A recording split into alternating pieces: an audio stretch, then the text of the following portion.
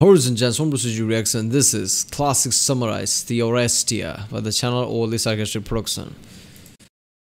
Nobody look at how long ago I promised to do this. That's right, the sequel to Iphigenia. Yeah, so that one. Which itself was a prequel to the Iliad. As fun had been given the old OSP treatment, it only took me 2.5 years. Yeah, I saw the Iphigenia about Agamemnon, that was just, shitty. Not this, the way the story was delivered by OSP, that was great. The story was shitty. I hated that. I hated Agamemnon. All the thing was just stupid. I mean, first, he basically tells his wife sends letter to his wife that bring basically his daughter at the coast where they were supposed to sail, for her to be sacrificed, so they could basically sail to Troy for him to sack it.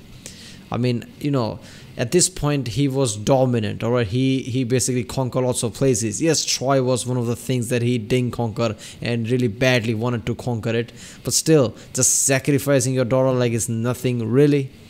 Let's just have it up. Then he had second thoughts, and his brother's like, "Oh, aren't you a pussy? You don't even want to sacrifice your daughter." So he basically let them come, and then the brother's like, "Okay, maybe I was too harsh. We send her back." And he's like, "Oh, hell no! Now it's too late. They are here now. I guess I have to kill my daughter." I mean, really. So Agamemnon is this piece of shit, basically. That story was just ridiculous. I hated it. In the end, Agamemnon's daughter is all like, I'll do this for the people and this and that and all the stupidity. In the end, she killed herself, basically. Obviously, the mother got pissed off. I guess this is where the story is going to pick up here. But yeah, so Agamemnon's stories always kind of pisses me off, so I don't know how this is going to go, but either way it's going to be fun. I've looked at quite a few Only Sarcastic production videos already. If you haven't seen them, check out the cast. There's a playlist, check out for it. Only Sarcastic production reaction. I upload lots of videos in 24 hours, so you might have missed some of them. Check it out, it's all there. Check out the playlist too, like Tear Zoo, CGP Grey, Internet Historian, Kazgazar in a nutshell. And yeah, let's watch this one. So, a long time ago, I said I was going to summarize the Oresteia. Finally tie a nice little ribbon around Agamemnon's catastrophic landslide of a personal life and close that particular chapter of Greek mytho-history. And then I just kinda didn't. I mean, I had stuff going on, like, college and moving and not sleeping enough, and then drawing 300 frames for the Iliad video, and honestly, I just completely forgot about it. Which is a damn shame, because in hindsight, the Oresteia is one of the most interesting tragedies I've ever read, and the one with the most far-reaching mythological and political consequences. So first of all, some context. If you've seen my video on Iphigenia, then at first I'd like to apologize for the general quality, but more specifically, you're aware that Agamemnon rather famously sacrificed his daughter Iphigenia. Quality was fine. I guess he was using lots of movie clips at the time, and nowadays obviously she draws. I prefer drawing because her drawings are awesome, obviously. But yeah.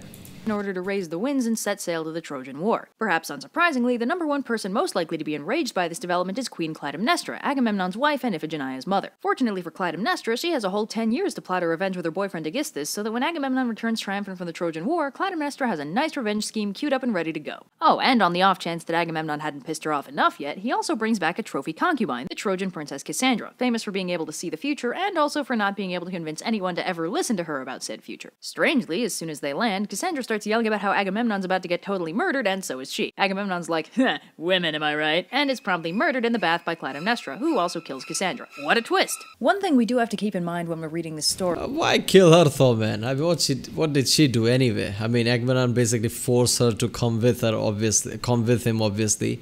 So why kill her? I mean, obviously just to, I guess, you came with Agamemnon, so I don't know. I know the logic is there, but yeah.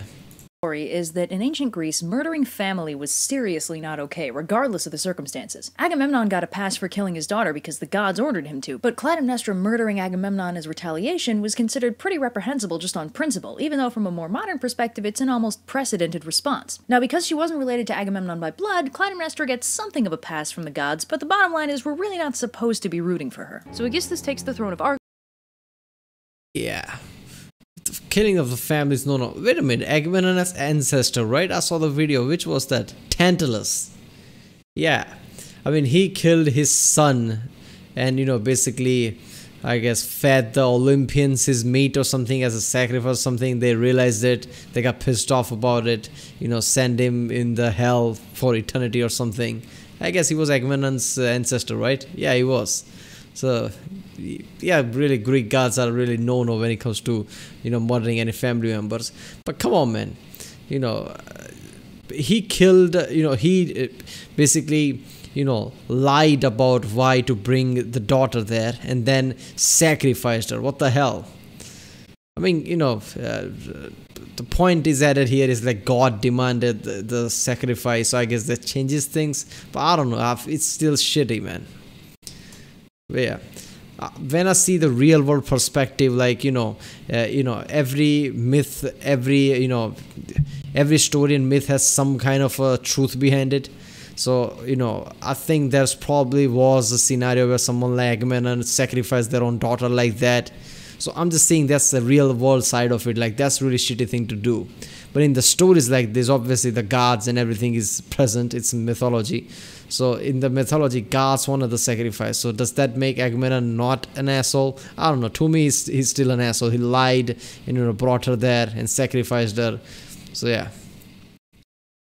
Argos, and part 1 of the Oresteia wraps up on a high note, at least if you're Clytemnestra. So like all the best stories where the appointed bad guys win at the end of Act 1, part 2 begins with a several-year time skip, and Clytemnestra has a nightmare about giving birth to a snake. She worries that this might be an omen that the gods are angry with her for some unknown reason, so she sends her long-suffering daughter Electra, along with a posse of slave women, to offer libations on Agamemnon's grave. Now Electra is none too pleased with her new evil dad or her old evil mom, and neither are any of the slaves, but they don't really have a whole lot of autonomy, so they do as Clytemnestra says. And it's a good thing, too, because when she goes to the grave, Electra meets her brother Orestes, who's been exiled from Argos for several years. He's back and ready for some sick vengeance because Apollo's oracle told him he has to stab his mom for stabbing his dad. Orestes and Electra throw out some prayers to their dead dad, then concoct a plan to kill Clytemnestra and also Aegisthus just because. Orestes disguises himself as an ordinary traveler and heads up to the palace, and when Clytemnestra answers the door, he says that he's been sent to inform her that her son Orestes is totally dead. Clytemnestra is majorly bummed out by this, or at least she appears to be. It's kinda hard to tell with her. Anyway, she invites Orestes in, and he promptly navigates his way to Aegisthus, who, thanks to the machinations of the Greek chorus, is totally unguarded. Orestes promptly murders him, and when Clytemnestra comes charging in with an axe, he gets ready to kill her too. But then he's all conflicted and junk. After all, she is his mother. Clytemnestra argues with him for a few lines, but Orestes' hype man reminds him about the Apollo thing, and Orestes makes up his mind, successfully murdering Clytemnestra. So that's cool, right? Well, you know how sometimes when you're watching a Yeah, okay. So, in this story, apparently, Clytemnestra, whatever her name is, she's supposed to be the bad person, right? And these kids are supposed to be the avenging people. Agamemnon is apparently a good person. I don't know how that turned out. But yeah, in the mythology where gods are involved, gods wanted the daughter's sacrifice. But that still feels weird to me. Like, okay, gods demanded someone innocent sacrifice, and I'm supposed to just take that as Agamemnon was right and Clytemnestra was wrong for getting pissed off. No. I would, in my mind, it's always like Agamemnon is a piece of shit, and Clytemnestra was justified to killing him. So in all of this is really different perspective, the way the story is going, right? Yeah, I mean, the bad person shown here, to me, that's the good person, and everything is happening is what's happening. It's what's bad happening, I guess. I don't know how else to say that. I'm getting confused here. But yeah. I mean, this story is going weird bit. I mean, she was pissed off that, her daughter was killed like that by, her husband. So, she was pissed off. She needed vengeance. She killed Agamemnon, who was already a piece of shit. So, I don't know.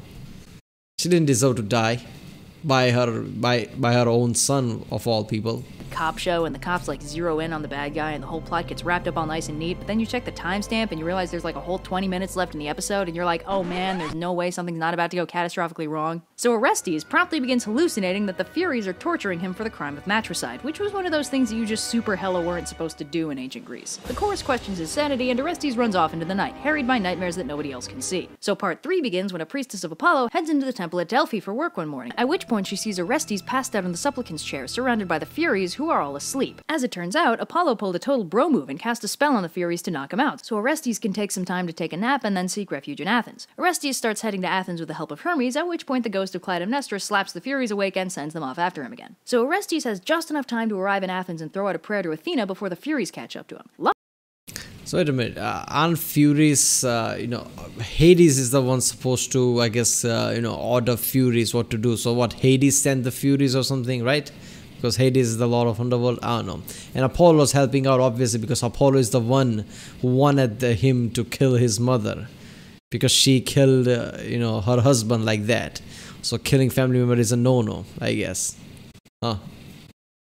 Luckily for him, Athena has been keeping an eye out for him and manifests to take care of this whole mess. So Athena gets the general gist of the situation and says that this whole thing is too complicated for her to judge on her own, so it's time to establish the Athenian legal system. Yeah, so as it turns out, this whole play is basically a giant excuse to explain the Athenian judiciary system. Swerve. So Athena assembles a jury of Athenian citizens and places herself as the judge. Wait a minute, why was Athena looking over him though? It feels like Athena's looking over lots of different type of demigods and heroes all the time. And Apollo shows up to be Orestes' defense attorney. The Furies are deeply uncomfortable with this whole prosecution business, being better equipped to enact vigilante justice rather than actual justice, but they give it the old college try anyway. So Orestes gets cross-examined by the Furies, who get him to spill that, yes, he did indeed murder his mother, but in his defense, she had it coming, and besides, says Orestes, she wasn't really his mother. If that sounded baffling, don't worry, Apollo's got you covered. See, according to Apollo, motherhood doesn't mean anything. It's really the father that has the true claim to parenthood, and the mother is just a walking fetus incubator. Wow, that concept has not aged very well, has it? Anyway, with all the arguments made, the jury sets about voting, though Athena volunteers beforehand that she's casting her vote for Orestes. As it turns out, the jury ends up in a tie, so thanks to Athena's tie-breaking vote, Orestes is free to go. And go he does, all the way back to Argos and far, far away from the Furies so he can sort out his problems without all the crazy. Athena, meanwhile, persuades the Furies to stick around and help her out with this new legal system she's created. Rather than just punishing people with no regard for context, these new and improved Furies are only here to punish the bad people judged as such in a court of law. With their new role, the Furies are also given a new name, and are dubbed the Eumenides, meaning the kindly ones. So, long story short, the next time you're hunted down by a trio of bloodthirsty demons for the crime of intrafamilial murder or the violation of hospitality rules, make sure to request your phone call. And I'm here to remind you of the mess. Wait a minute. Request your phone call. And I'm here. So the cool thing about the Oresteia is that it's the only complete ancient Greek trilogy we have. Okay. The other cool thing about the Oresteia is that Orestes is basically a total victim throughout, being jerked around first by Apollo and then by the Furies. I mean, yeah, how can you think something about a story when in the story it goes like gods want something bad to happen? Like, if gods wants it, so it's fine, is that it? Like gods wanted in the Iphigenia, gods wanted her, the Agamemnon's daughter to die, to get sacrificed, so that makes it okay? Is that it? I mean, I don't know. My rational mind just goes like, she didn't deserve to die, so Agamemnon is just an a-hole, basically, her mother is justified in killing Agamemnon, so this whole story was, felt weird to me, but yeah. You left when you went away. It's not. He's a tragic figure in that he was no real autonomy and ultimately suffers as a result, yeah. There to deny me. But he's also not dead at the end, which is a major step up, yeah. I mean, it's better that Zeus is not involved, otherwise somebody might have gotten raped or something, but yeah. When it comes to gods, it's not always happy ending. Pretty sure Clytemnestra, I don't know how to pronounce the name, is a prototype Lady Macbeth. That you gave to me. This song is the only sort of appropriate for this story, but whatever. Yeah. So there you go. The Iliad, the Oresteia, and the Iphigenia. This too was obviously the prequel to Iliad, and yeah, this is something, isn't it? I'm liking all this Greek mythology and thing. But yeah, this story, the way it was told, it's supposed to, feature Clytemnestra as evil, even though I didn't see her as one, because how can I? She was just pissed off that, her daughter was killed like that, was sacrificed. But gods demanded the sacrifice, that makes it okay? No, not to me, man. My rational mind just like, Clytemnestra was justified in killing Agamemnon, I guess. Yeah. Alright people, if you like my reaction, don't forget to like and subscribe, check out the reaction, there's a link in the description, check out the cast, please check out the end cards, and I'll see you next time.